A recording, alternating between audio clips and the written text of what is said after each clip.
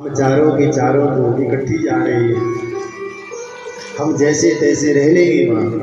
माँ मेरे पिता का ध्यान कौन रखेगा? मेरे पिताजी का ध्यान कौन रखेगा? क्यों कहा ऐसा महाराज? महाराज जनक जी का जीवन है, देखिए सुनिएगा। जनक जी कब तक भोजन नहीं करते महाराज, जब तक अपनी बेटी को देख नहीं लेते। कब तक भोजन नहीं करते थे जब तक सीता को देख नहीं लेते थे। जानकी बोली हम चारों की चारों जा रही हैं, पिताजी किसको देखेंगे वहाँ? सुनैना बोली बेटा चिंता मत कर, मैं हूँ यहाँ पर। और महाराज जैसे गले मिली माँ, कहते कहते माँ का गला रुक गया और माँ ने कहा सास ससुर गुरु सेवा करगी। क्या उपदेश दिया है महाराज? सास ससुर गुरु सेवा करगी। बेटा सबका मान सम्मान करना, यथावत सबका आदर करना। और जैसे कहा आपको विदाई का समय आया, जानकी जी को पालकी में बिठाया गया, पालकी लेके चलने लगे। और महाराज जनक जी क्या कर रहे हैं पता है? घर से बिटिया की विदाई हो रही है। जानते हैं महल के खंभे को पकड़ा महाराज, और जनक जोर जोर से रो रहा है, जो कहीं नहीं रोया। अनुभव से बता रहा हूं,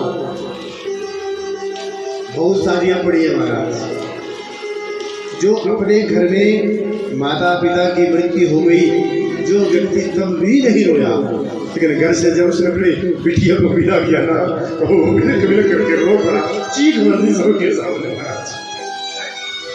अब महाराज जनक महल के खंभे को पकड़े हैं, जानकी जी की पालकी जा रही, जानकी की नजर पिता देवनी ता जैसे सुना जनक दौड़ा पागलों की भांति।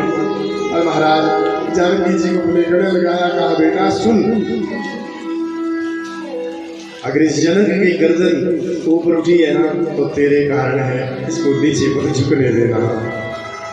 जानकी जी बोली पिताजी अपना ध्यान रखिएगा, अपना ध्यान रखिएगा। और महाराज जनक देख रहे अब विदाई हो रही है।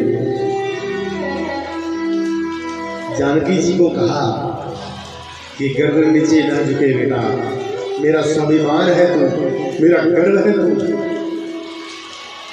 विदा हो गए, पता कब मिले दोबारा?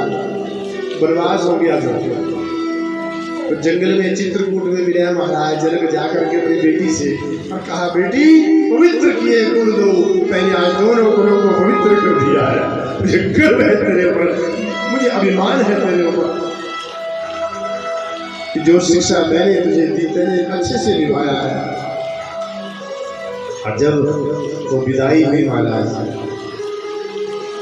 दशरथ जी आए, और महाराज दशरथ जी ने जनक जी को, जनक जी के सामने जैसे आए तो जनक जी ने हाथ जोड़े और दशरथ जी को प्रणाम करने लगे।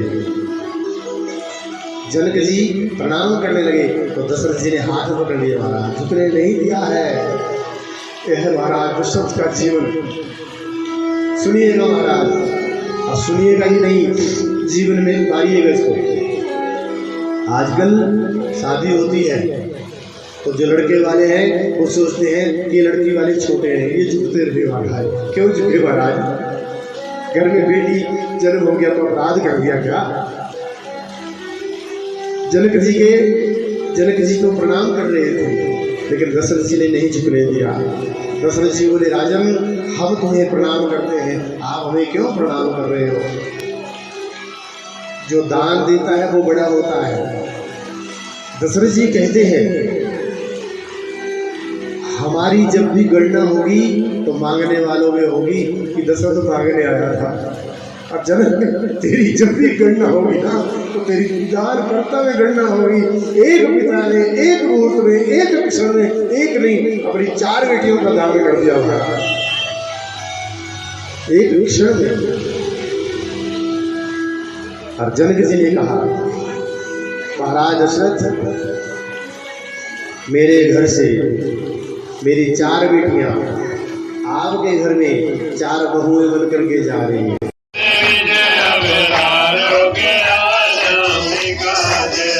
श्याम चोरी चोरी जेल बिच जमया खुद जमया खुद जमया ते खुद जा खड़या श्याम चोरी चोरी जेल बिच जमया खुद जमया ते खुद जाई पड़या श्याम चोरी चोरी जेल बिच जमया खुद जमया ते खुद जाई पड़या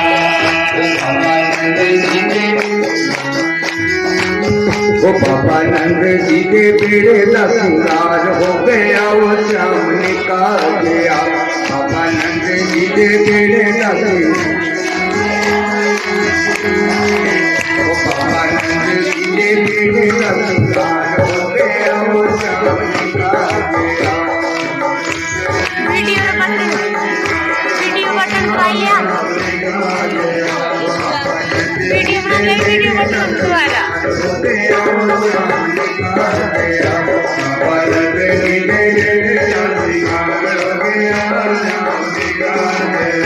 श्याम जी का श्याम छोटा गया, श्याम ने का श्याम छोटा गया, श्याम ने का श्याम छोटा गया, श्याम ने का श्याम छोटा गया।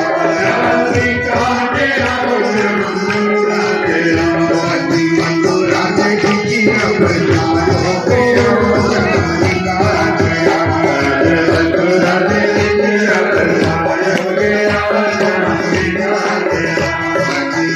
राधे जी प्रचार हो गया, श्याम निकाल गया। राधे जी प्रचार हो गया, श्याम निकाल गया।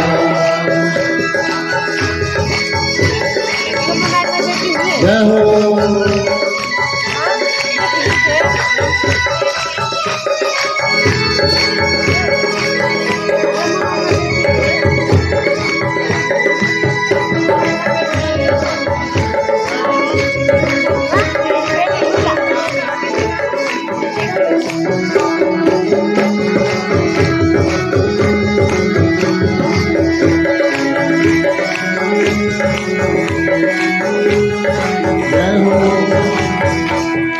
वसुदेव जी ने टोकरी छिपा लिया, छठ यमुना के पार पूजा लिया। वसुदेव जी ने टोकरी छिपा लिया, छठ यमुना के पार पूजा लिया। वसुदेव जी ने टोकरी छिपा लिया।